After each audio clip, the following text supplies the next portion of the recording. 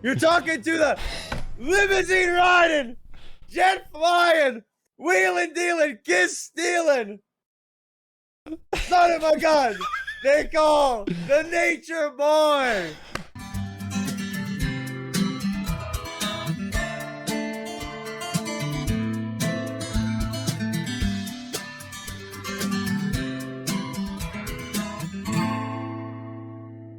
The Mac Daddy, the great white northern warrior of Canada. Yep, in the flesh. Oh my gosh. Mac, I have to tell you, man, I was nervous. I was genuinely nervous this morning when I was thinking about our interview today. Why is that? You intimidate me. You do. I'm intimidating, really. Why? Because, do you want to know honestly why? It's because you seem... Give me the awful truth. You seem happy. Genuinely. I seem happy. Well, I'm fooling you at least. Hey man, if you're fooling people, if nothing else, you're inspiring somebody, right?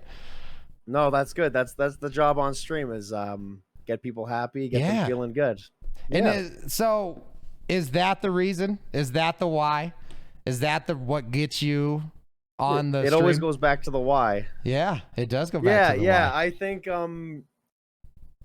I've always wanted to do like YouTube videos, streaming, and whatnot, but I was always held back due to the technical issues because I'm a little slow when it comes to computers and technology. But it was always something in the back of my head that I wanted to do, to put out content, entertain people, meet people, because I know through my hardest times when I was going through some tough shit, there's lots of YouTubers and streamers that I would watch that kind of pushed me through a little bit more, put a smile on the face. So yeah, that was that's the why. Absolutely. So is there anybody that stands out as the inspirer? Who's the person that said, you know what, I like what they're doing, and that's a place that I can do good in? There's actually two content creators that I saw that really made me like think of taking it to the next level. Was Stone Mountain 64. He's mainly a streamer now, but he used to do a lot of YouTube content. I don't know if you know of him. I don't. And then, oh, you don't know Stone Mountain? Really? I know. Wow. You would think based off of the sheer amount of YouTube that I watch that I would, but I don't. Yeah, he's a big streamer on Facebook now. But he did start with YouTube videos. You've probably seen some of his Battlefield videos. He's really funny. Okay, I could see that. Then there's Dashy Games. Do you know him? I don't. My goodness. Oh fuck. Where have I been? He's got the humor that I like is true to my heart. He's fucking hilarious, but I keep it a little more PG on stream. Yeah. Yeah, he's really good. I've been watching him since he had like oh, you're writing it down, are you? Huh? Oh, you better believe it.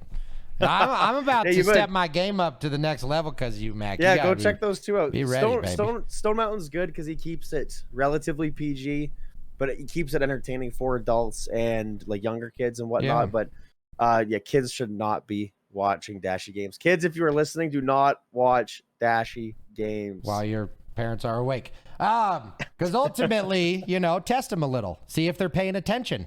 If you're watching something you're not supposed to, and your parents aren't catching you, maybe call them out for a change. Like, hey mom, come in here real quick. All of a sudden, Dashy Games is in there showing his butt or something. I don't know what he does, but your parents might be shocked. And then you get turned around. It's always a mind game. Fucking things. Yeah, it's a mind game, bud. So how long you've been streaming? I want to say just a little bit longer than me, or a little bit shorter. Let me tell you, I made my account August. I can get the exact number on you, but it's about just under 2 years now. Wow. That I've started. Yeah. And when you first started, did you have a goal? Did you have a plan? Or did you just push that go live and say, I'm going to see what happens? Pretty much. In my first stream, I think, like, if you think I say the F-bomb a lot now, oh my goodness, that very first stream, I could not stop cussing. I was so nervous. Really? Yeah. So just filler word after filler word. It was only an hour long. I could not pull myself together. I was like slurring and swearing and just stumbling over everything. And then I got 2 followers that day. Look at you coming out the gate immediately. honestly, the first person, I have no idea who it was, and the second one was my wife. So, hey, counts.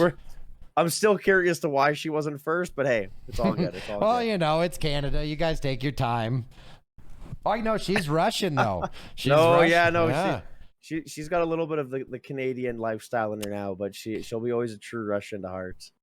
Dude, so 2 years, you've always been a gamer, right? Old school first person shooters, Halo. Well, yeah, you look behind me, you got the Power Glove. Oh my gosh, I love that so much. You got a bunch of shit. So yeah, from I think from the day I was born. Yeah. The day I was born, yes.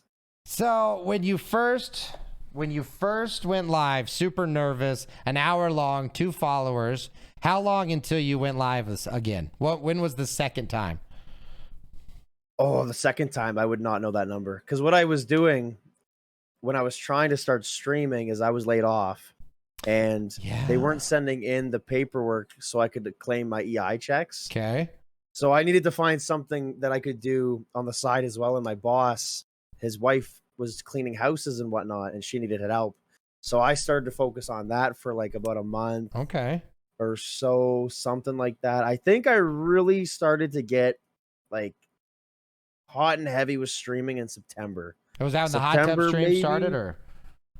Oh no, I will different never. Kind of hot and heavy. Yeah. I will never lower myself to that standard. Okay. I just feel it would be unfair to the other hot tub streamers to show, the magnificence. So trying to keep it as fair and impartial as possible. Oh, hey, there's my wife right there, Explorer. Hey, Explorer, welcome. Hello. I kind of want to back up a second, if you don't mind me asking about it. So the layoff. Oh, yeah, go ahead. The layoff. Yeah. The great layoff. Do you feel if that hadn't happened, would you still have streamed? Well, actually, no. I knew that the layoffs were kind of coming. Oh, damn. Best kind. Now that my beautiful wife's in the chat, she can correct me if I'm wrong on this story, but it was before I got my notice that I was laid off. But I knew they were kind of coming. Yeah. And she kind of gave me the talk. She's like, listen up.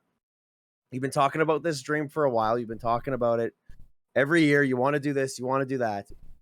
This month, you've got 3. I got paid 3 times that month. So she said, take one of those checks, 100%, and buy everything you need. Wow. Or at the end of the month, if you don't do it by then, just put that dream away and, move on. Stop talking about it. Just kind of, do it. Come on, stop talking. Shit or get off the pot. Yeah. So I took her advice on that. And then, okay, it is true. That is good. True. Hashtag true. I do have the details correct. But beautiful. If it honestly wasn't for her, I'd be still running my mouth about getting a computer. So. Oh man. And so I keep saying so. I need to drop it. But the dream, I want to hear it. Describe the top to me, Mac. You've accomplished the dream of streaming. What does that dream look like?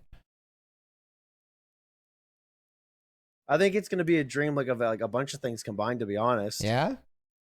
Yeah. To not be chained down by the structure of how the world is now, to be able to live by my own terms constantly. Even me and my wife, this is kind of what we would like, is to just live on our own terms, to not have someone to answer to constantly. You know about all the speaking and life coaching stuff we're doing. And hopefully streaming as well could support that lifestyle as well. Just, I don't need Lamborghinis and golden planes and long limousines, but they'd be nice. Hey, I'm not going to shake a stick at a Lamborghini, but I think my time is more important. And, absolutely. I was just at a job for 8 hours. It felt like I was working in a fucking jungle, sweating, knees hurting, backs hurting. And, for what? Just a little bit of money? My time's more important than a paycheck, Absolutely. So. And that's something that is so near and dear to my heart, because man, like truly the same. When we joined, Lindsay and I were in real estate. A big part of real estate is a lot of this type, like self-actualization and identifying your big why and your big goal. And, and we have the plan of, our main goal is called Freedom Absolute. And essentially what Freedom Absolute is exactly what you defined. It is complete and total ownership of our time. Because time, and I say this a lot, time is the only resource that you can't make more of, no matter what. Absolutely. It is the completely set in stone resource that is time. And just hearing another person who is in a responsible way appreciating their own time like that, dude, it hits me in the heart in such a powerful way. And I just love it. I love to hear how much you respect yourself and your wife and the time of each other. And it's cool, man. It's really cool. Oh, we're like attached to the hip. We're best friends. So, yes. Yeah. Oh, marry your best friend, right? Marry your best friend. Yes, sir. Yes, sir. And if you don't mind, I kind of want to talk about that layoff a little bit. So when you knew that layoff was coming, what exactly, because, you know, you're younger than me, right? I believe. 35? I hope so. Anyway, you're a young man. Okay, yes. I got a few years under you. Okay, you're a young man taking care of your family. I mean, you hear something like that. Hey, you're not going to be working. Potentially, most likely. What's going through your head right then? Like when you first received that information, what happened? Like what hit you the most? Just, you know, we're a little old-fashioned, me and my wife. Yes, she goes to work and provides pretty much more sometimes than I do, but baller. I don't want to feel, you know, not useless, but like, you know, as a man, I want to be able to provide for the house, to support, you know, my loved ones. And, you know, you can still make money off of EI, but it's not, you know, living money. It's just surviving money. Yes. So it was, it makes you feel a little defeated when you get laid off. You think all of your efforts went to nothing, and you start to think, well, what am I going to do? Is EI going to cover everything? Do I need to get a different job? Do I need to do that? It's a whole whirlwind of thoughts and emotions when you get that news.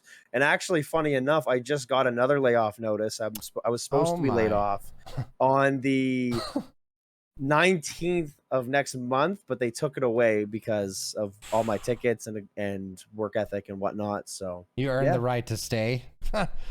Wow. Yeah, pretty much. And that goes back to my dream, is I don't want, you know, some schmuck coming to me every year, few months at a job going, okay, sorry, we don't have much work anymore. Sorry, pack your bags, get out of here. It's, wow. You know, dude, they had uncertainty.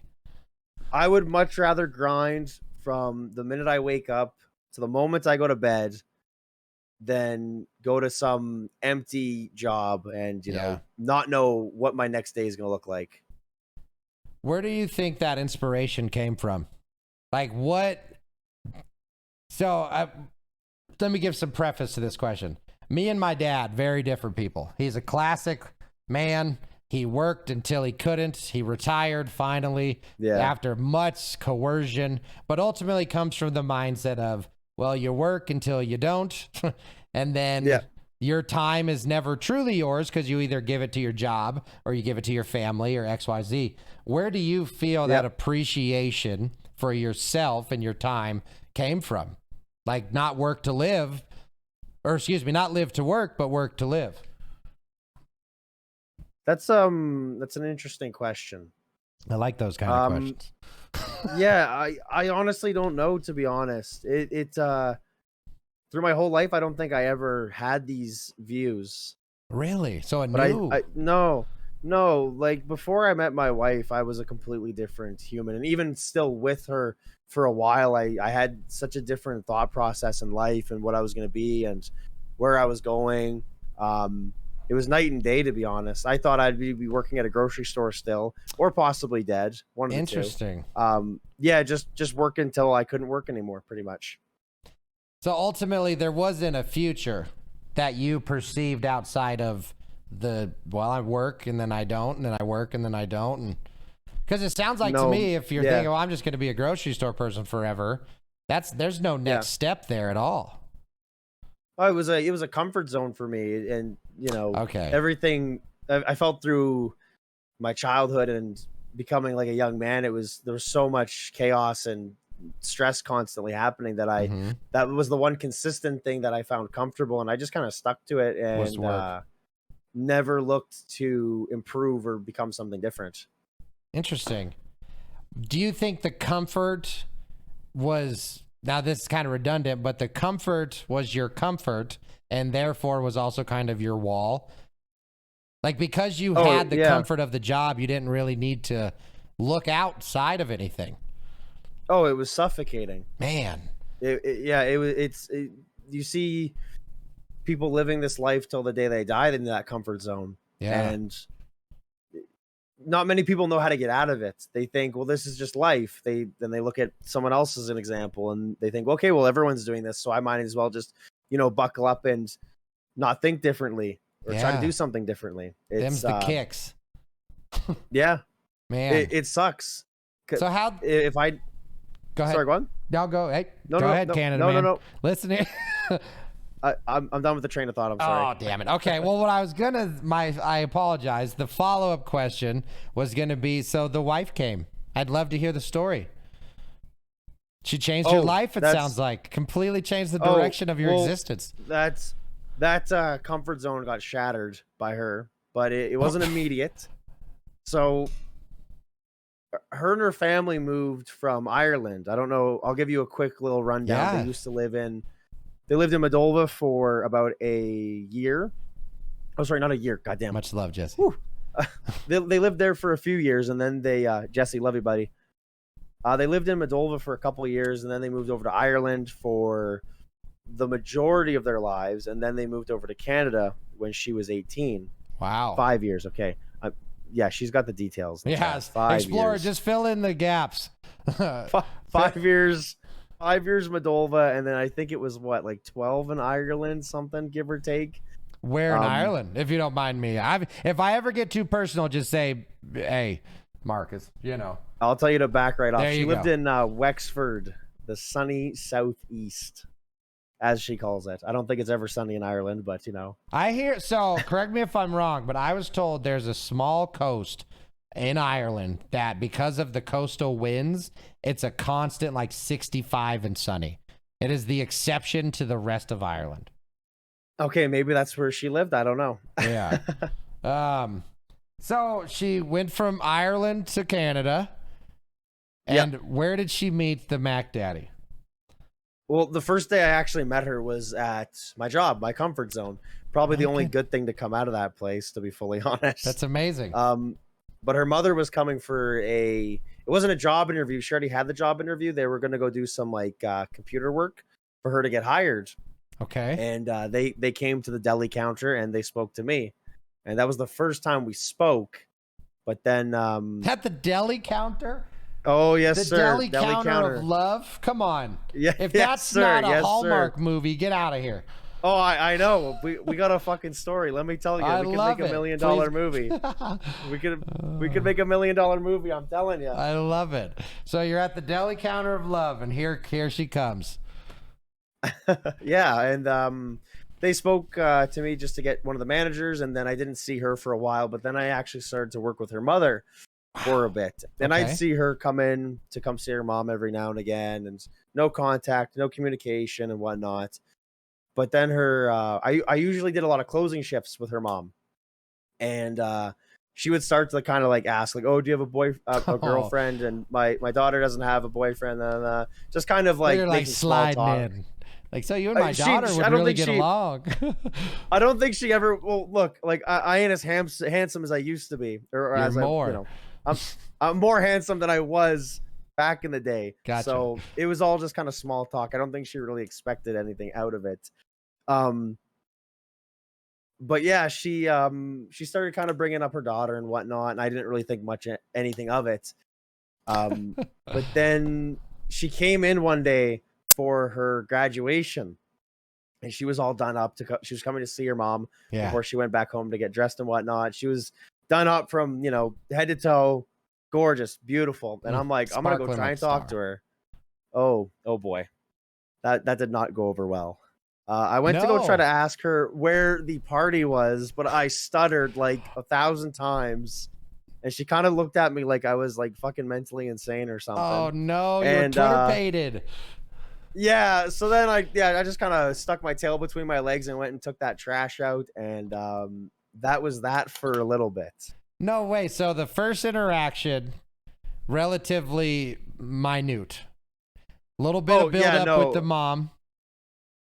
Yeah, like me and her were like, we worked together for I think like 4 or 5 months, maybe something like that, give or take. Like we worked together for a while, and my wife slowly came into the picture. Okay. But so then you stumble over yourself with, was it just like a, oh hey, what? Never mind, and you just kind of walked away? Yeah, she kind of, I don't know what she said back to me, but I could get the vibe that she thought I was like fucking crazy or something. So I'm like, okay, I'm just gonna get out of here. Yeah. Amazing. So time goes by.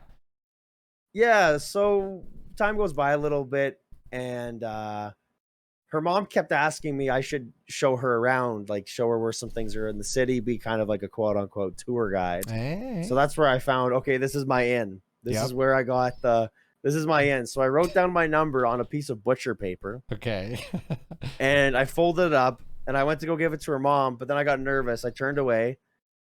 And then I'm like, no, just give it to her. So I went to give the number to her mom again, turned away. And then I did it again, and finally I went up to her. I'm like, oh, you give my number to your daughter. This is adorable. So she said, okay. Yeah. I love this so much. Oh, you're going to love this. Let me tell you. And if my wife's listening right now, this is, I want her to correct me if I'm wrong, but she went up to her mom. Her mom went up to her with the number. Yeah. Gave it to her and said to text me or whatever. It's this guy I work with, blah, blah, blah, blah. And me and her spoke before, and she goes, who is this? I don't know this guy. Oh no. She goes, is it this guy from the deli? No, it's this other guy. Okay, no, is it this guy? No, it's the other guy. And she's like, I don't know who this guy is. I've never seen him before. I don't know who you're talking about. Oh my gosh. After multiple interactions. That's wonderful. Well, yeah, we spoke to each other like oddly, you know, but nothing impressionable apparently. But you're a tall piece of man meat. Like, I feel like you leave an impression, Mac. Well, I do now, but before I was a very shy kind of, I was in like a shell. I would cover myself from head to toe with thick hoodies. It didn't even matter if it was plus 30 out. I was so insecure, no confidence, no dreams, no nothing. Yeah, the armor up. Yeah, the armor I was up. I was the doormat to everybody. No one really would, bat a second eye at me. You know what I mean? Yeah. But now, come on, the story's changed a lot. Well, I mean, all of a sudden, you're the best looking, best speaking, best streaming son of a bitch on Twitch. It gets a little easier, right? Yeah, something like that. So you found the beautiful lady that I'm gonna sound. It sounds like you knew right away you loved her, or at least you felt right away that it was something more special than something else. I mean, for a shy guy to get a pair. And I mean that in the nicest way possible. That's a big deal, absolutely. Man. Absolutely, yeah. So you put yourself out there, okay? When's it reciprocate? When does the who's this guy turn into turned into you? When do you go from this guy to you with her? Oh, to who I am now? No, or just like us talking. So you gave her her number, and now we wait. Right, you put yourself out there. She texted me immediately. Oh, yeah, she texted me immediately because her mom pressured her to, because that we worked together, and she didn't want things to be awkward between me and her at work. So she kind of forced her to text me. Mom, thank God, mom. Joke's on her now, man. She didn't think this would stick. Well, sticky like rice. But yeah, so then we just kind of started texting. I should said so. And we would just talk on Skype and whatnot for a while. Got to know each other. Really? Yeah. Then we went out for the first date, which was that's a story I've told on stream a few times. Okay. Have you heard that story? I haven't. How long from the phone number to the first date? I don't know, maybe like a couple weeks, maybe a month. Oh, so not say that a month long. Max. Yeah, it wasn't that long. Like, we talked a little bit, got to know each other, but I don't know. You could consider this our first date. You could not. It was our first time we were actually together, and we went out and did something. Yeah. Yeah, but she's saying about a month. Okay, yeah, Okay, it was about a month or something Man, like that. A little slow burn, Mac. You play it on the heels a little. You're smooth operator. Well, fuck, I was a disaster in person, so I got to build up that nice personality through text and Skype calls. So play it slow. I'm a 10 personality, but I was a fucking 3 in looks when we got together. See. So gotta work. You can't be too far from where you are now. But let's self-deprecation aside, you handsome man. We got past that with that, but obviously, if you want to tell the first date story, you have a platform. I'll give it to you the best I can. I love it. So I wanted to go to the zoo with her, but I didn't tell her where we were going. This was her. Sorry. Also, this was her very last day of school as well. So cleaning out the locker, book bags, text, everything you need from the locker, all your textbooks, all your pencils, your pens, jackets that were left in the locker and whatnot. Man. Yearbooks. So she's got yeah. So she's got everything, and she takes the train over to where I was going to meet her at the train station. And there's me. I had zero care. I probably ate like a pot of mac and cheese before I fucking went out. Greasy. Didn't really do any effort into my appearance. Some real dirty jeans, an awful hoodie. Wow. Didn't even do my hair. Didn't get a haircut. First date. Well, to me, this was the tour guide. All right, this is my way in to start having actual dates. But we'll consider it the first date. Okay. So she gets off the train, and I can already see her energy as soon as she gets off. Like she looks gorgeous, head to toe, heels. She's always dressed to impress. Always. Yeah. I'll give her an 11 out of 10 always. I love it. So when I see her, I'm actually a little intimidated because she looks so good, and I'm like, fuck, what am I doing here with her? Like, what's she doing here with me? So we're standing there, we kind of start chit-chatting and whatnot. We get on the train, we go to the zoo.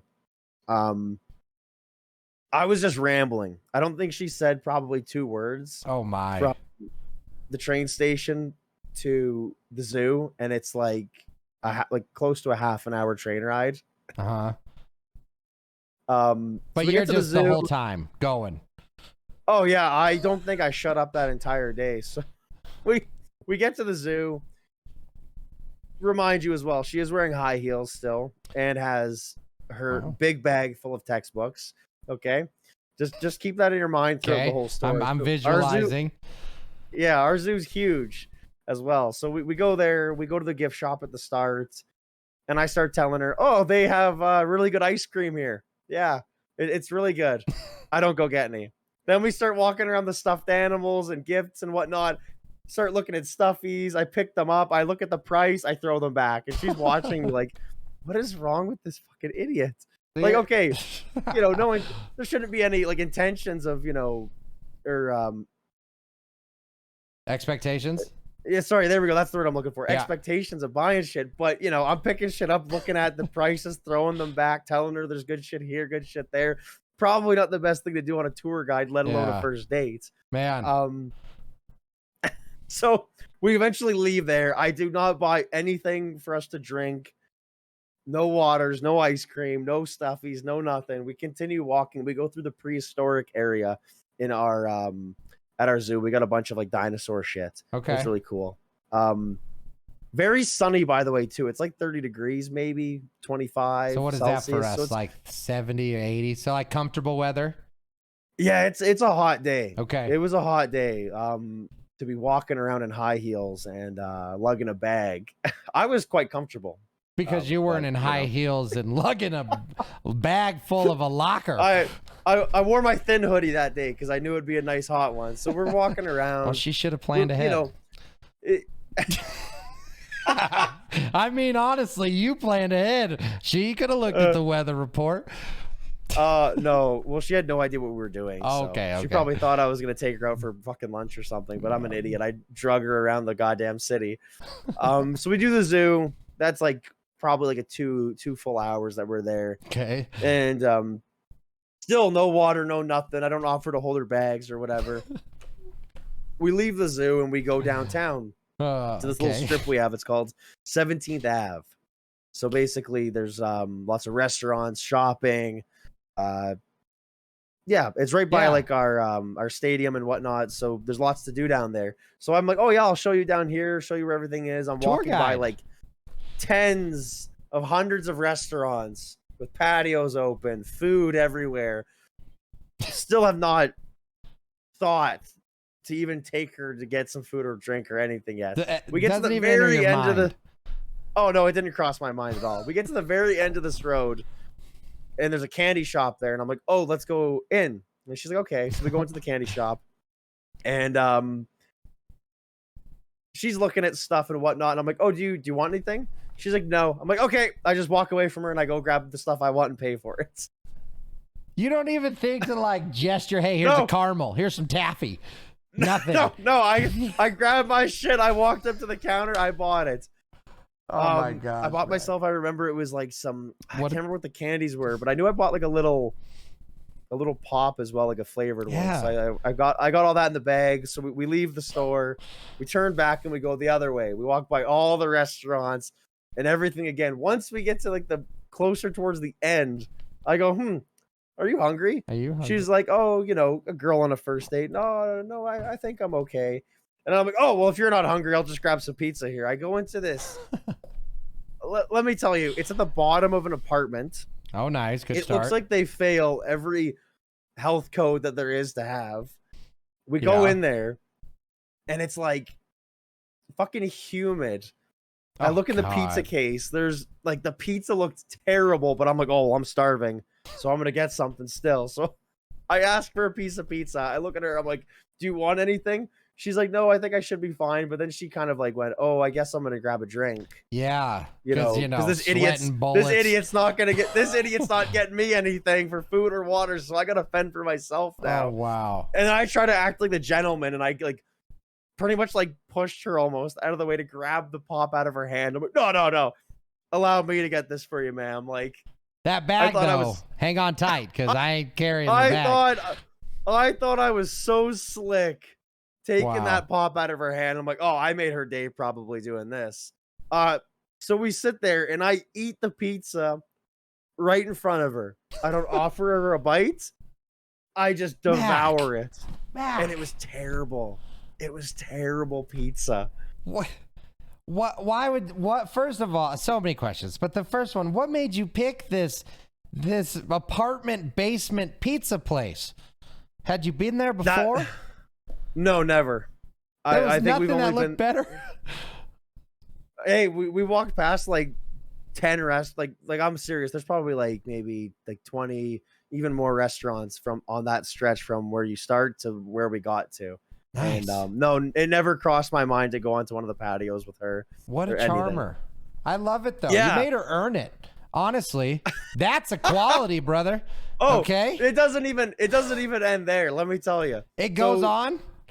Yeah. After I eat the pizza in front of her, we finally get to the train station. Maybe like 15 minutes later, we get onto the train. We go all the way back to our station. We lived relatively close together, so we got off at the same station. Yeah. Got on the same bus. And we're on the bus with each other, but my house happened to be before hers. So what do? I pull the string and I say, oh, we should do this again sometimes. And she says, yeah. And I get off the bus and I leave. She's still got maybe like a 10-minute ride for the rest of the go. I don't take her home. I don't go, hey, call me when you get home. I just get off and I fucking split. Have you had, okay, at this point, had you ever been on a date? Anything that I ever went on, I would not consider a date, but yeah. So, wow. That is amazing because think about how charming you must have been to have her stick around. After the one thing that she adventure. says, sorry to interrupt. No, go ahead. The one thing she says about that day that she remembers the most is like that I made her laugh a lot, and that was it. There you go. And the painful feet and shoulder and so she there's a few other things, but so her account of the date includes like feet, back pain, sweating. Wishing you would have offered something or anything. Yeah, no stuffy, no food, no nothing. Yeah. Man. Hey, I like it though. That's a quality at its finest. So, Oh yeah. you said there was more to this first no, date? no, it was me not taking her home fully and just Oh getting off man, the yeah, bus. that's wild. Yeah. Because I mean, I don't know about you Yeah. guys, but for me, you always wait until they get inside and close the door. Well, let me tell you, things really changed after that day. I don't know what it was with that day, but every other time we went out for go to the bar for food and drinks and to the Yeah. movies, I always took her right to the door. Do you think you Every might have been time. in disbelief the first Oh, date? absolutely. There I'm was still in- no way, there was no world where it was a date. Oh, I'm still in disbelief that she fucking married me. I'm What's up, dreading Reagan? the day she wakes up and realizes what she did. Oh my gosh, I say that to Lindsay all the time. I like, Lindsay, do you know we're married? Like, we're married, you and me together. It's wild, isn't it, when you get the right one? Oh no, absolutely. So what It's, did you say you changed a lot after her? Was this something that happened over time, or was it oh yes. wow, I'm a better like I was a bad person, and from this day forward I will become a better one? Well, I would probably tell myself that constantly and falsely believe that I've changed because I told myself it so many times. But it was a very long process. Yeah. It was years of trial and error. No kidding. The whole first year was kind of us just kind of getting to know each other, and the second year of being together was kind of where things started to kind of get a little bit more of the self-development. Really? Yeah, she really cared and she really wanted to see me become better. But there's a lot of times it just wasn't happening, and there's a lot of times actually like our relationship was in like shambles, and Wow. she was pretty much gone. But Look at you I was hanging a on for fucking dear life. I was let me tell you, I was a crazy person. I mean, I don't know if you've ever seen Cliffhanger, but you hang on to I've her. got some stories. I'm Yeah. a crazy person, Marcus. Hey, No, man. she deserved a lot better than who I was when we first got together, and she still deserves a lot better. But I'm getting there. I'm getting there. I love that so much, that the self-awareness, because ultimately we're never done. There's a perfect no. version of all of us that doesn't exist and never will. Absolutely. But it's a goal, absolutely. right? It's a goal. It's something that you shoot and aim for. So how does the future, I know we talked about like, you know, my word was freedom absolute, but like freedom of time and stuff like that. We kind of talked about what it philosophically means, but if you could pick, like, what does your perfect streaming as a dream come true life, like, I know there's multiple aspects, but just from a streaming perspective, what does that look like? Streaming dream would What's be able to do basically pretty much how I am when I have like a layoff, is where I would just dedicate my whole day to streaming. And that's why I liked the layoff so much, is it got me into that grind of how it would be to do streaming. And I'd get up at like 6 o'clock in the morning, go for a walk, have a nice breakfast, spend some time with my wife. She would go to work, and then I'd start streaming and go for like 8 hours. And that was beautiful. Just play some games, you know, bring some joy to some people's days, maybe a little bit of anger to some, but you know, well, you never know what you're getting into. Anger. Oh yeah. Is that through video games exclusively? It's a little bit. I love playing games. It's probably one of like a passion of mine, is getting to play games, and it's been there since as long as I can remember. But I think it is also connecting with like people around the world. Like you start to really see where everyone's coming from, and they start to share their lives with you, and it's crazy to see like the impact you can make throughout the world streaming. It's not just your next door neighbor. It's you know my community. It's all these fucking people from Norway, the Netherlands. It's crazy. Dutch, and I got like maybe like a couple Canadians at most. Like I couldn't even probably count them on my hand. Wow. Yeah. See, and that's because same deal. I mean, right now, just you and I, international, Canada, America. You know, we're close. But then Exner, she's all the way across the seas in Dutchland. I know that's not what it's called, but we have a little joke. Really? Right? So she's way over there. We have a lot of overseas people down in Belize and like South America. And again, as world travelers, me and my wife, I love talking about myself. Every time we went to like a different country or a different place, that connection that we would get with people that you would think we'd be further away from each other, but ultimately we're not, man. There's so many similarities between us other than the things that are cool. And that's what I love so much about streaming and like these conversations right here. Same but different. Absolutely. And it's cool. It's really cool.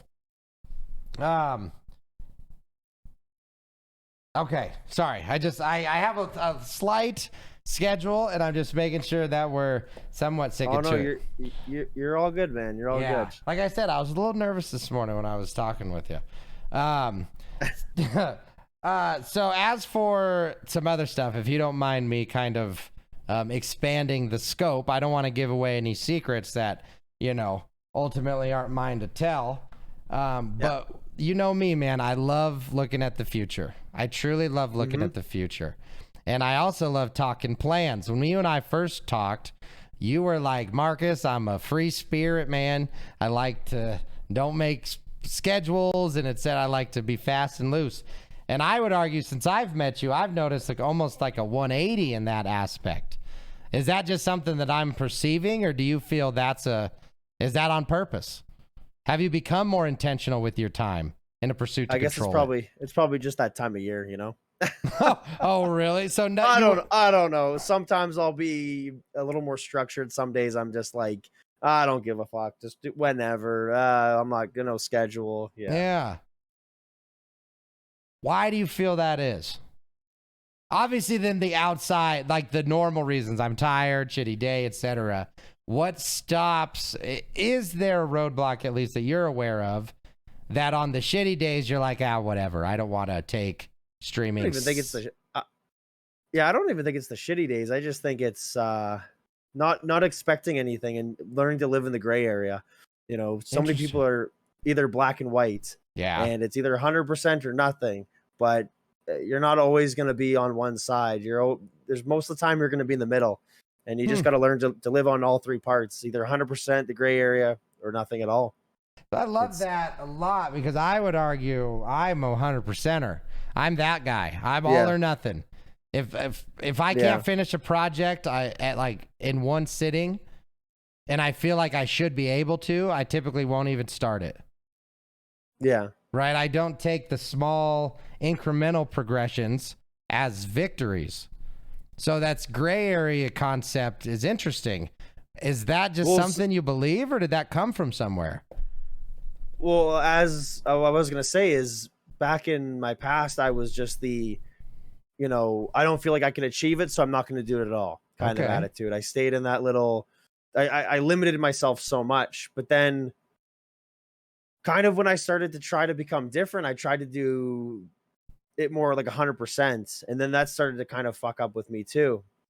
But I found I need to be more in the middle. I just need to be a little more loose and just go with the flow and not have expectations. Because I always had so many expectations, and they don't fall through sometimes. And that's where you leave yourself to get disappointed. So a common thread right. So Bill Burr.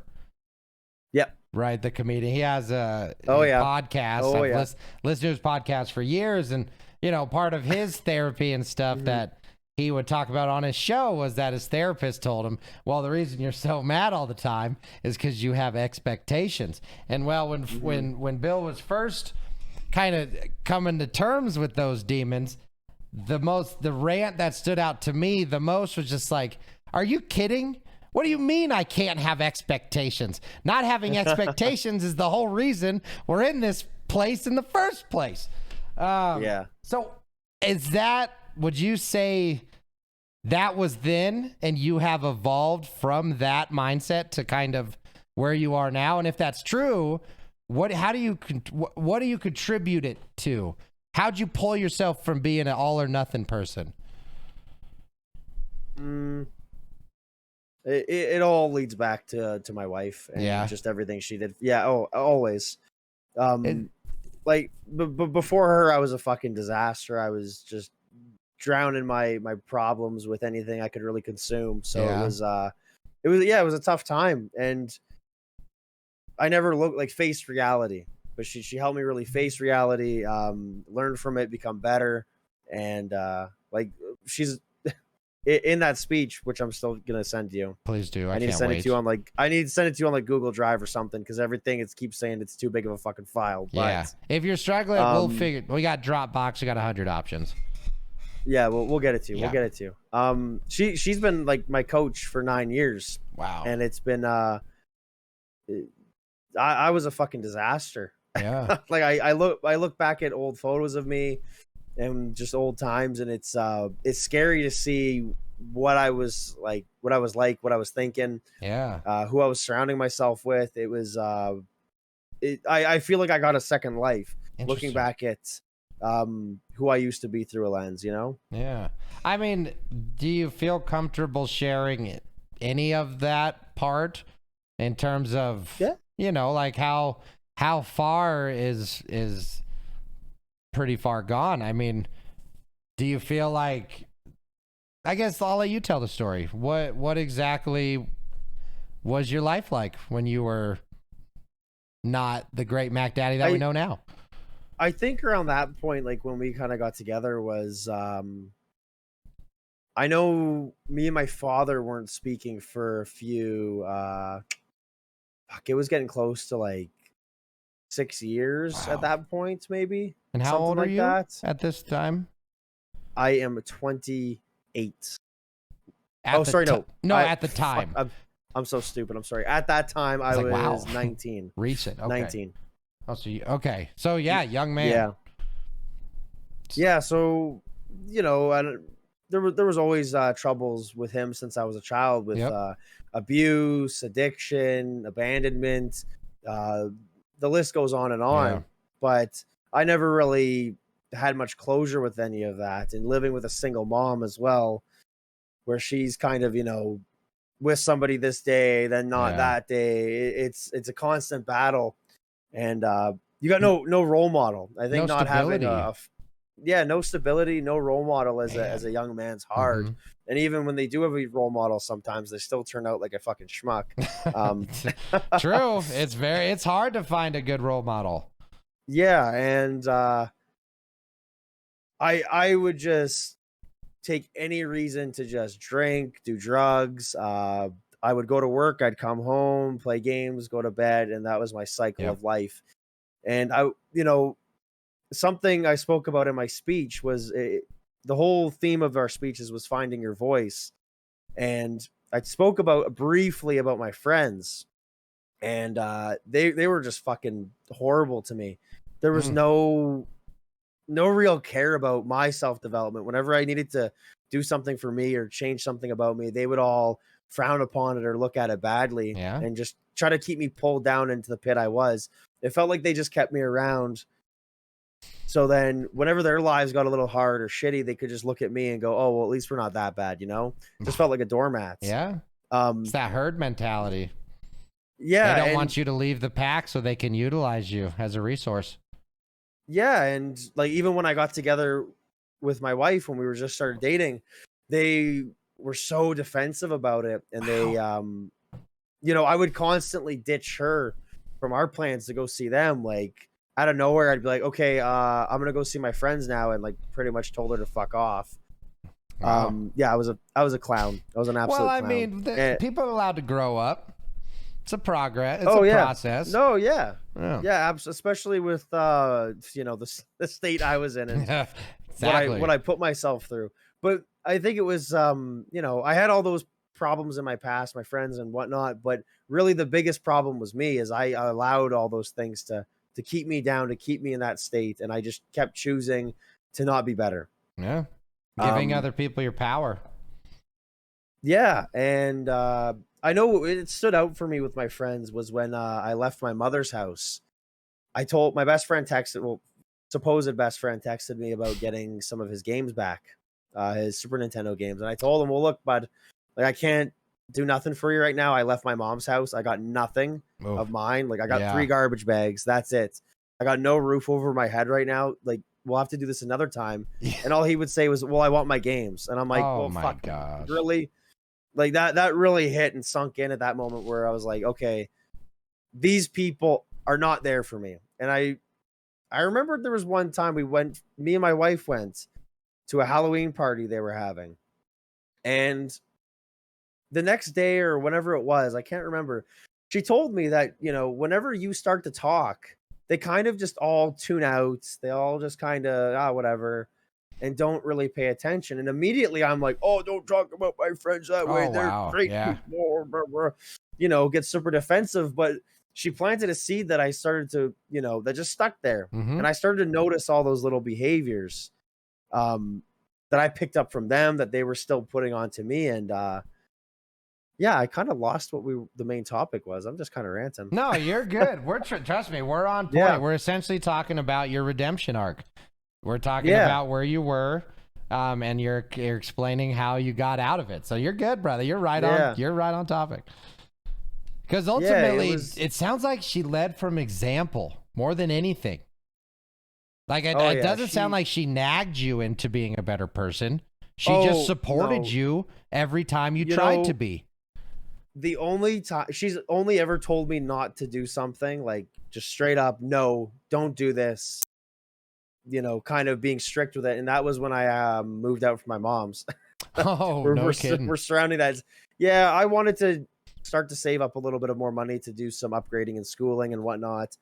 And I texted my mom this, and she wasn't really pleased with how much I wanted to save and whatnot. And I was like, well, listen, like, I want to improve my life. Yeah. I want to, you know, get out of this job and start to become, you know, a little bit better. And I can't remember exactly how it all started, but then she basically said, well, if you don't like this, then pack your shit and get out. And I'm like, okay, wow, we'll see how this goes when I get home then, Mom. Because I mean, I imagine you were helping support, if not supporting the family as the male of the family.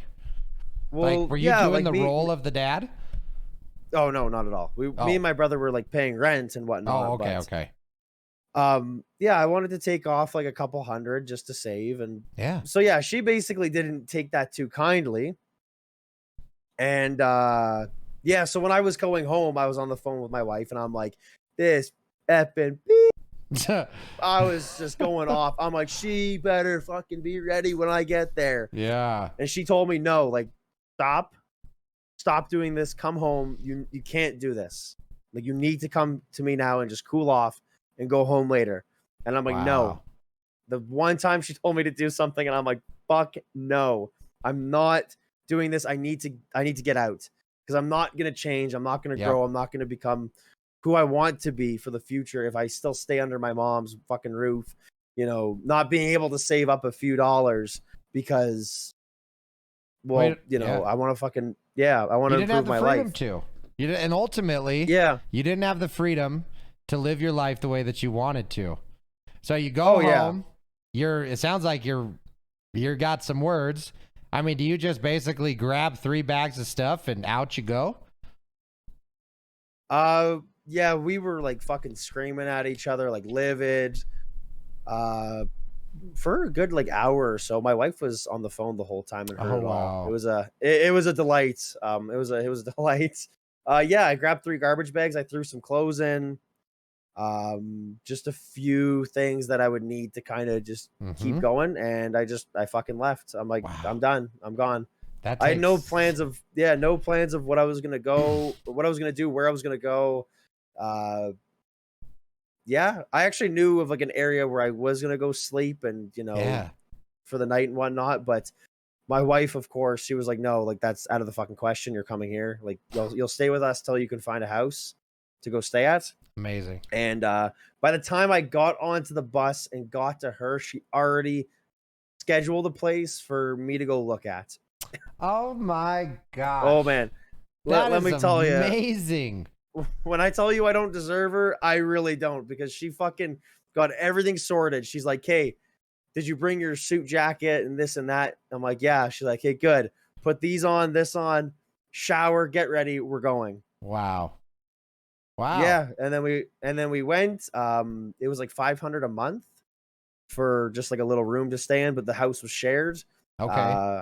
Yeah, it was a good place. It was really nice, actually. So from how long did it go from after you got your garbage bags to leaving the house? Do you then go from your house to your wife's place, or do you go straight? Yeah. Okay, so and then how long are you there until you actually go to this place interview, the studio? I laid there for maybe, it was like just under a week. Okay. Because I remember they still had to paint the room and whatnot. Like, I was ready to move in right that minute, and they're like, whoa, chief, slow down. Yeah. Like, come on, man. Yeah, it was quick. And my mom, I even asked her about that day. I asked her, like, what did you think? Like, did you think I was going to come back home? Yeah. And she said, yeah, she thought I was just throwing a hissy fit, that I was just being, spoiled or something. Oh, oh boy, did I ever show her different. Yeah. You showed her. Yeah. Wow. So was there a time after that? I mean, well, 2 questions. Has there been reconciliation with your mom? That actually took a while. That was like 2 years after. Wow. I think. Yeah, because I remember I went to go kind of try and patch things up when her mother died, my grandma, and I went over just to show my respect and, see what I could do for everybody and whatnot. And yeah, that day didn't turn out well either. That was a fucking horrible day. Like between you and your mom? Yeah, like me and her were kind of being fine, but then my brother came downstairs and, he had a little bit of an attitude. Yeah. Oh boy. The good old family drama, man. Yeah. It is. Yeah, let me tell you something. If you guys think your family's fucked up, just take a peek into the BigMacDaddy's family for a fucking minute. Oh my God. See, and that's crazy. Like I don't get to claim that title in any way. I've actually, and I don't mind bragging about it. I was blessed with a wonderful family. That's I mean, good. we had normal problems like sitcom stuff. But ultimately, it's when I see somebody like you, Mac, that I truly respect and see as a person who, in spite of any kind of shortcomings, and I mean that like when you lost your job, like I saw, that's what I mean by shortcoming. I see a man who overcomes. I see a man who keeps a smile, even if it's fake, and I don't think it is, but say you're putting it on for the people you care about. That's an inner strength that I think a lot of people don't give themselves enough credit for. So ultimately, the reason why I'm kind of summarizing what the whole point of Meet the Streamer is I love hearing people's stories, because a lot of times they don't you have a great grasp on it, but they don't realize how truly inspirational their lives are. Absolutely. And dude, just listening to you for the last hour, I'm just like, wow, this is what a story of, just to me, not giving up in spite of not really knowing what to do for a while. It's cool. That's only man. That's only an hour of the story. I know. It's wonderful. It's wonderful that you're willing to share it, because through other people's experiences, somebody might be watching this that has no idea what to do right now. They think leaving home might be impossible. And you just showed them, you told them that it is possible. You just have to believe in yourself enough to grab 3 bags of shit and walk out the door, ultimately, because you don't know where support's going to come from. Yeah, it's crazy though where my life's gone, and especially where it is now. Like, still like I'm still my mom watched the speech that I did the other day, and now she's kind of like, she's looking into the past and kind of seeing like, oh well, like this is maybe where I went wrong, and she's kind of learning and growing from me even doing this now. And it's totally wild. I don't know if you do know, but the only reason like we're kind of in this and stuff is because of my father. My dad's the one who's kind of in it as well, and he has his own organization and whatnot that he's running. And that's a wild twist of reality for me, because I didn't see him for like 8 years. Yeah. And he was dead to me. He was fucking nothing, like gone from existence. Yeah. Yeah. Because didn't he reach out to you Oh, recently? no, actually, it was.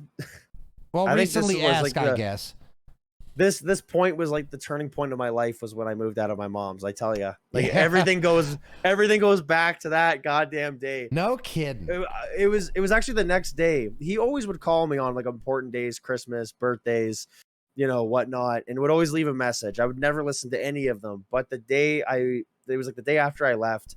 I was at the mall waiting for my wife to get off work, and I was sitting there, and she got out. We were talking. And I got a phone call, and she looked at it, and she's like, "Oh, answer it." So I pick it up. I talk, "Hello," and it's my dad. But I didn't know at the time it was an Wow. unknown number. Yeah. And he basically was just saying, don't blame your mother for what's happening, your brother, anybody. Like, blame me. Like, I'm the reason of all the shortcomings and Wow. problems that you have in life. Huh. And I just hung up. I just scoffed and hung up on him once I realized it was him. But then he called again and he left a message, and I listened to it after my wife pried me Yeah, to yeah. listen to it. Huh. Um, but it made me think. It hit me in the fucking gut because my mom never even called me yet. My brother called me to kind of fucking ridicule me, make fun of me, call me an idiot. Jeez. My grandmother called, which she was caring, but kind of was like, "All right, buddy, go home. Like, show's over, man." Yeah. A little old fashioned advice, even though she, I get where she was coming from. But he was the only one that called with actual advice, care, and was just wanting to be there for me. And I was like, well, what the fuck? Like, what does this guy have to offer me? Like, he's been dead to me Yeah. for all these years, but then he's the only one that makes sense right now. And that kind of planted the seed in my head that maybe he has changed a bit. Maybe he's a Yeah. different person. And that's kind of when my wife started to do a little creeping on him and, investigation Russian style onto Yeah. him and figured out kind of who he is now and what he's doing. And it took, I think, 2 years after that point for me to actually meet him. And we've been in contact now for 4 years. Wow. Yeah. And that was an interesting turn of events. I Was know it was sorry, go on. well, I was gonna say, what was the? I don't mean to cut off your train of thought, but like, what was the Yep. hardest part? I just can't imagine because I wouldn't say I have enemies, but I have certainly people who I would argue are dead to me, and Oh I've yeah. never been in that like, hi, because like especially your father, that's not just like an old friend Hmm. who banged your girlfriend, right? Like that is something that is next level. I mean, what That if one you sounded can't personal, explain it? What Marcus. was the hardest part? Thanks. But like, what was the hardest thing to overcome with it? Was it anger? Was it? I don't know, man. I don't. I hope you can I articulate felt my weird question.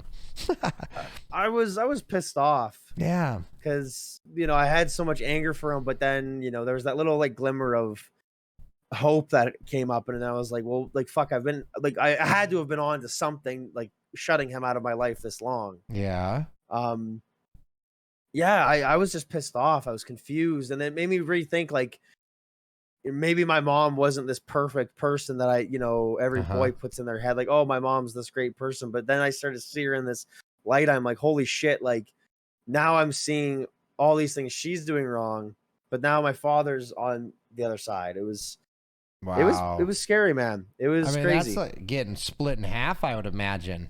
Was that a Yeah. really, I mean, I know, I'm sure it was, but I imagine a very turmoil time, like pulled in all the different directions. Did you ever, I guess panicky is the word I'm looking for. Did you ever just kind of not have a direction, or was there always something that kind of, I guess your wife, right? Like that kept you Yeah. anchored to reality. Yeah, she did. Because I know she kept trying to get me to get into contact with him again. And even Yeah. her father. Like, oh my God. That guy would not shut up about it. Just okay, I don't care what he's like basically would say, I don't care what he's done in the past. He's your father and you need to, build a relationship with Wow. him. But my wife was more, knowledge on the past we had, but she's like, like look, he's the only one who's making sense at this point, the only one who's putting his foot forward. Wow. And it took me 2 years after that point, and the day I realized that like I did need to speak to him was me and her were having some real hard times, and won't get into detail of that story, Yeah. but I'm not too proud of the guy I was. Mm-hmm. And you know, we both realized, well, she said to me, like, I've done all I can do for you now at this point with teaching you and helping you out. You need that father in your life. You need that influence other than me, because I can't deal with it anymore. And yeah, after that point, I messaged him. It was actually right around Father's Day when I met up with him. It was the day. Just coincidentally. Yeah, and I texted him and I said, "Hey, Father, like, meet me at this Tim Hortons at this time. I want to talk to you." Wow. So he actually called my brother, and my brother's like, he always told me this day would come. He said, you know, he always said he was going to find a day and he was going to lash you out and he was going to fucking tear you to bits for everything that you did to us, to Mom. Like, he was like, no, nothing good's coming from this. Wow. So I went into the coffee shop and he's sitting there like vibrating. And I actually, the first thing I said was I apologized, because he was trying so hard for so long to patch things over, but I was just a fucking fool. Yeah. Yeah. Wow. So he thought you were about to blow him up. Oh yeah, I was gonna walk in and fucking double barrel shit machine gun. And instead, he got what? Just an open mind and a bunch of questions from you. I mean, what exactly? Yeah. What do you say to a man that you wrote off as basically dead? He cut me off and then basically started saying what he was saying to me on that phone call. Like, no, like, what do you have to apologize for? Like, you know, this is all on me. And we just started to kind of touch base, talk. My wife was actually in the car at the time, and when he found that out, he's like, no, I want to meet her. And yeah, she came in, and then he's like offered for us to go back to his house if we wanted. So we went there and talked more, coffee, and yeah. Wow. That's so So before his redemption, did you have any drive to reconcile, or did you really come to peace with No. Yeah, he was dead to me. There was zero chance of me ever going back to him ever in my life. So it was even with my mother as well. When I left, I gone. Like, I basically shut out my entire family and everybody that was in my life. I'm like, no, fuck these people. Everyone's dead to me. Like, yeah. Wow. But her parents and her had something different to say about that. Yeah. Well, and that, I mean, blessing kind of deal, right? It truly shows that with like, it takes a village. I say it all the time. It takes a village of people to truly allow us to be the best versions of ourselves. Because you need those alternate angles, man, to tell you what's up. Well, I think as well, if I was with like a Canadian girl, this wouldn't be where my life would be going. Really? No, the drive of them as like a woman, and I'm not going to get too into detail. I mean, I'm not speaking for all of them. Oh, of course, yeah. I'm sure, yeah, but the ones that I've come across. Jesus. Oh, absolutely. Sorry, always. That's a joke. That's a joke. There's this dude who just is a total douche. Like one of those fake feminist kind of deals. And we love women. We love women. I go, Jesus. But sorry, I digress. And just, you know, I'm a Canadian and my family was Canadian, and they would have kind of had the same, they would have justified the way I was acting. They would have went, oh, you're good. You know, you deserve to feel this way. Yeah. Keep feeling this way. Wow. But, you know, her European mentality was like, her parents were like, are you fucking crazy? Like, they're your parents. Yeah. No, like that's not an option. It doesn't matter what they did. They could have stabbed you. You still go talk to them. Amazing. And that was big for me, because I'm like, well, and I would see them as a family. They would have altercations. They, you know, a bunch of different family problems, but always within the same day, they would all be sitting at the same table, always. And to me, that was strange, because to me it was, you know, my family's fucking dead. Exiled them from my life. Well, and if someone's being, you know, horrible to you, I would argue, apparently it's a Western type mindset, which that's so interesting. But if somebody is horrible, do they deserve the right of family? Like, that's kind of the big question. Does blood allow you to be terrible? Absolutely, yeah. I know. And that we typically expect the best from our family because they are blood, but generally most of shortcomings are going to come from your family. Yep. And I don't think people are set up for that.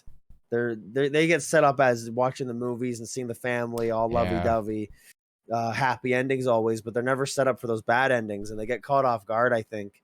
And I know I did. Like, I got caught off guard left, right, and center from my mom, my dad, my brother, everyone in my family. I always expected, the best from them. And, everyone has problems, but it felt like enough was enough at one point for me. Did you have examples of, like, good families? No, you just didn't really, other than television. Zero. Yeah. Nothing, not a fucking ounce. I don't even know what was going on with my closest friend at the time. Like, his family was like a shambles as well. Like, his mom and dad weren't like the dad slept on the basement couch every night. Wow. So I don't know what their situation was, but they don't live together anymore from what I've heard. I don't know. Probably there was never like there. Yeah. Oh, he was actually a nice dude. I'm not here. Derpy. I'm not here to bash people. Oh, of course not. Of course not. But just, that's there was no sense of like example of anything for me of like just being a decent human. Anything, nothing, not a zip. So you're just more reactive to life as it happened to you, rather than going exactly. off of a foundation. Yeah, you hit the nail on the head there. Yeah.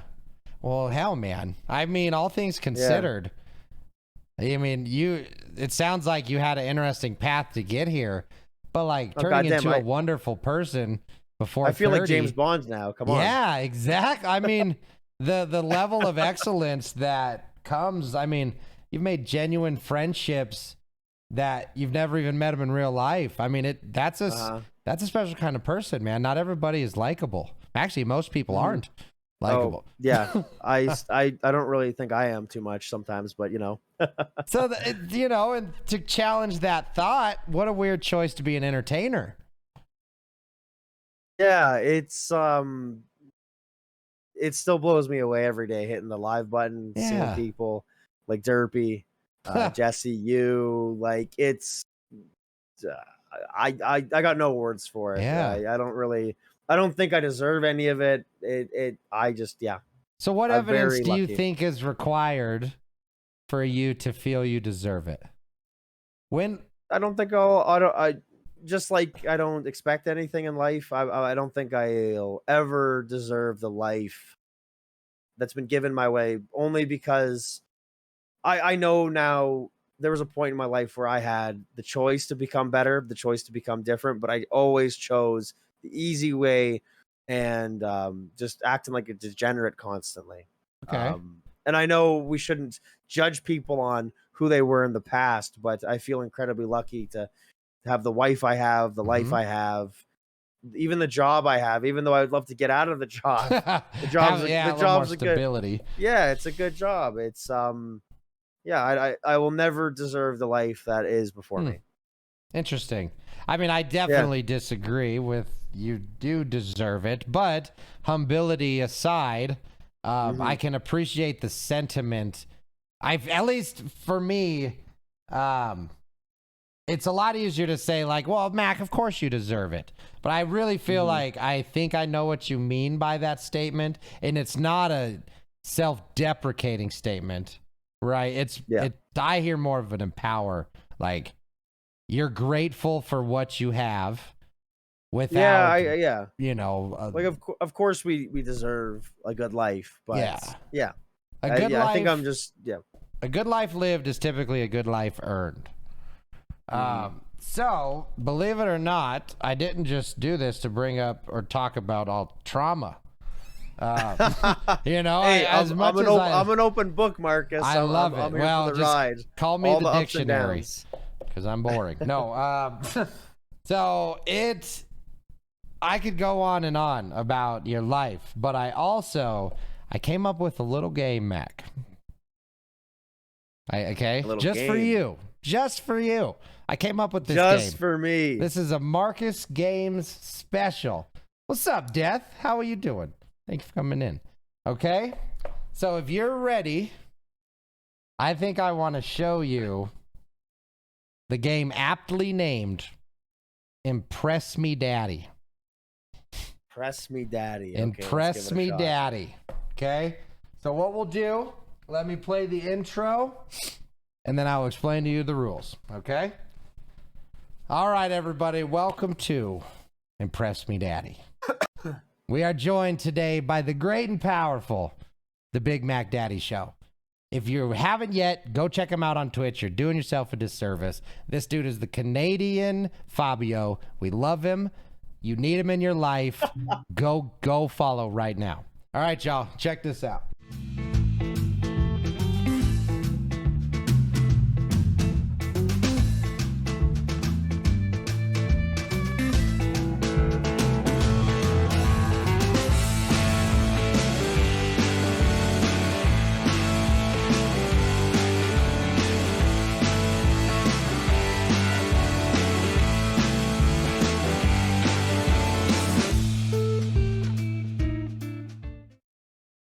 There you go. I know it's a Marcus game show. I dig it. I dig it.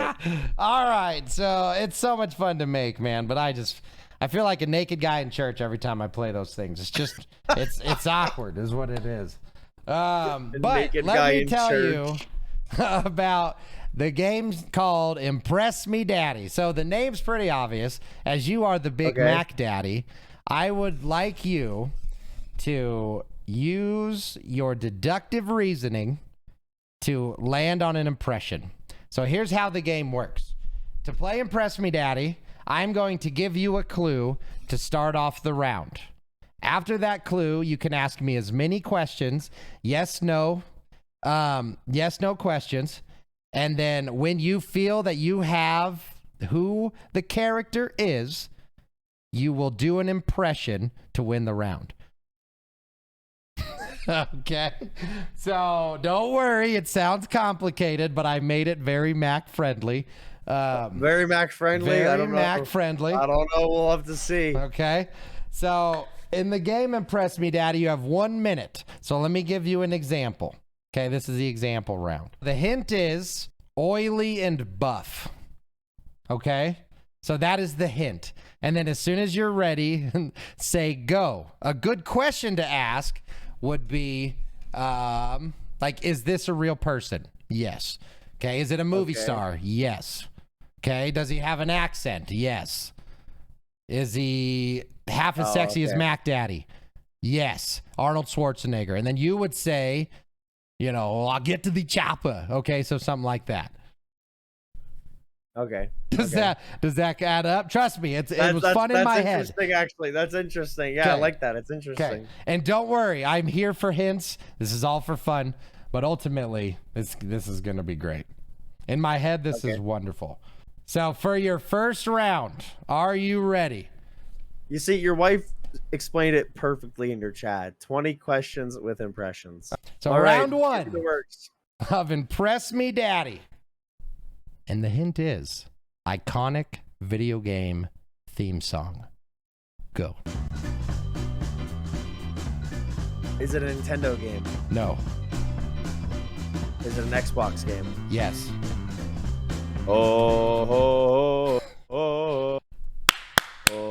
Ding, ding, ding, baby. Too easy.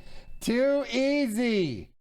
Look at that. Too easy. Marcus, you're going to have to give me a fucking more difficult one. Oh, don't worry. I will. Do you get what we're going for here? Immediately, I thought it was going to be Mario. As soon as you said no, when you said no to Nintendo, I'm like, it's got to be Halo. But I'm like, I'm going to just double check with another question. I love it. Okay, cool. I liked it. Okay, beautiful. Okay, hell yeah. Okay, this is working. It doesn't. Okay, so it doesn't need to be a person as well. It can be, you know, a theme song to something. Yes, iconic nerd information is kind of the takeaway, but the hints will point you in a direction. Okay. Okay. So round number 2 is this working? Okay, it's working. Round number 2 is space wizard. Space wizard. Okay. Is it from Star Wars? Yes.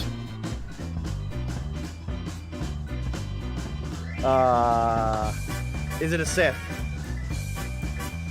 No. Sorry, I forgot who it was for a second. No, not a Sith. So it's a light side user. Yes. 30 seconds. Oh, fuck. Do or do not.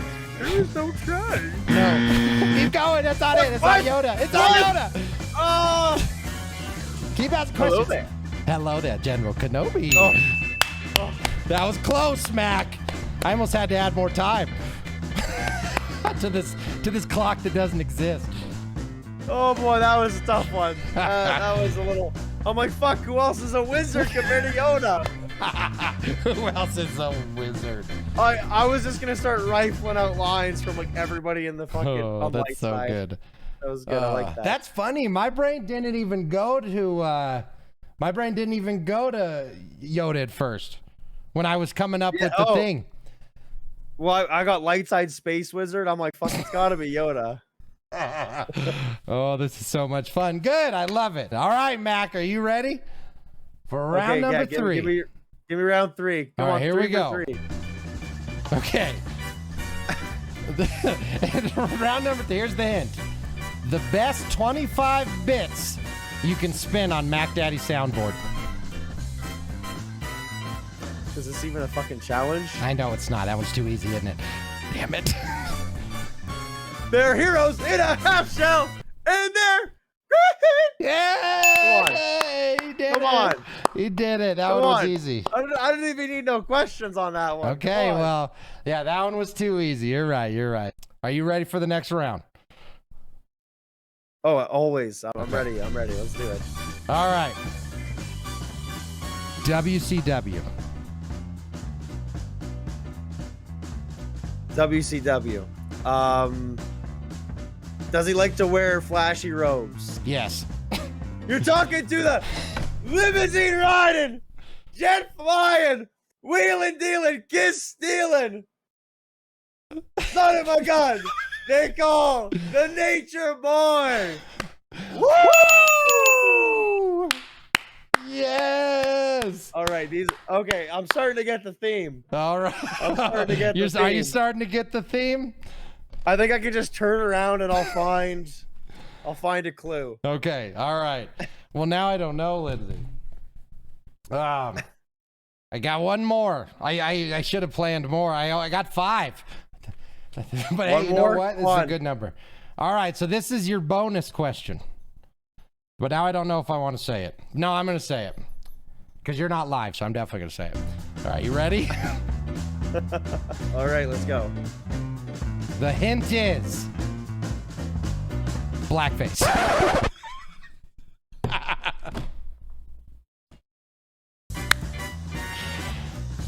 Yeah, that fucking clown. Yeah, oh no, sorry. You gotta do an I gotta do an impression. impersonation. Fuck. What could it be an impression? What's an impression of that fucking clown, man? I don't got you any. Could freeze my bank accounts. Yeah, give me, yeah. Okay, yeah. I think that was a difficult one. I know who you're talking about, but I don't know what I can do to.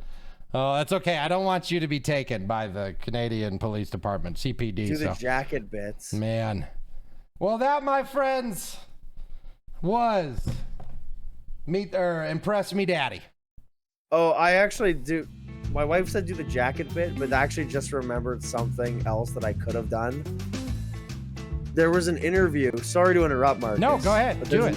There's an interview they do with Justin Trudeau, and they ask him about what's their family doing to like better the environment and whatnot. And he starts talking about the water that they're drinking now, and it's these little cardboard box containers of water. And he fucking like goes off on a ramble about, oh, it's these boxed plastic, not plastic, cardboard, paper, box. Like, I'm gonna have to send it to you. You're gonna die laughing. Yeah, yeah. I should have went off with that. Man. Yeah. Well, he doesn't even have the excuse to be in 98 like our president. So I mean, it's crazy. So MacDaddy, that, my friend, was Meet the Streamer, brother. I really loved hearing your story. How was the experience for you? Hey, this was dynamite. We should do this more often. I agree. So kind of future talking, because I've talked a story about this as well. I think I want to take what this Meet the Streamer is becoming and on a separate day have more of a mastermind, because that was the idea of this before, was like streamers coming together, people coming together, sharing their experiences to better each other's lives, right?